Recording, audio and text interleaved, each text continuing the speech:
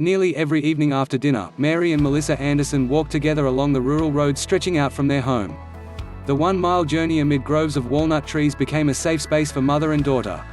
The walk was always the same, to the nearest stop sign and back, but the conversations ranged wide and deep. "I don't know anybody like I know Melissa," said Mary, 58. "You raise your kids to grow up, and somebody else gets to meet them like this, as adults. But now I get to know her like this." The pandemic pushed millions of young adults to live with their parents as college campuses shuttered, businesses reduced their hours, and social isolation wore down people's mental health.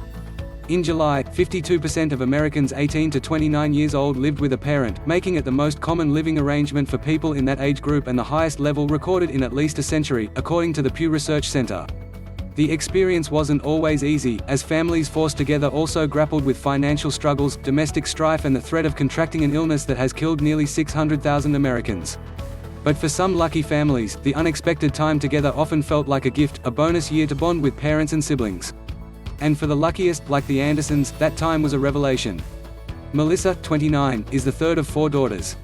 She hadn't spent much time alone with her parents until she packed up her Los Angeles apartment last summer and moved in with them in Gridley, about an hour north of Sacramento. But over several months, the 3 Andersons formed a bond that more resembles a friendship among peers than a parent-child relationship. Melissa spoke up when things bothered her, which she hadn't always done in the past. Mary and her husband, David, learned they didn't have to shield Melissa from problems, nor feel responsible for hers. During a stressful year, they took care of one another. "Normally you look to your parents as reassurance that everything is going to be okay, but we were all on the equal playing field of being scared and being in the unknown, and I think that allowed us to know each other better," Melissa said. "I think they know me probably better than anyone else now."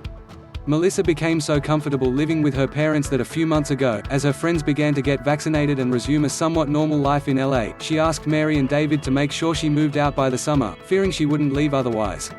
"We heard her. She told us that at dinner one night," Mary said. "So we've been just faking how excited we are about her moving back to LA." Unlike so many stories about the pandemic, the recent movement of adult children home is often a joyful one. Americans traded their independent lifestyles for shared movie nights, exercise buddies, and dinners around the table.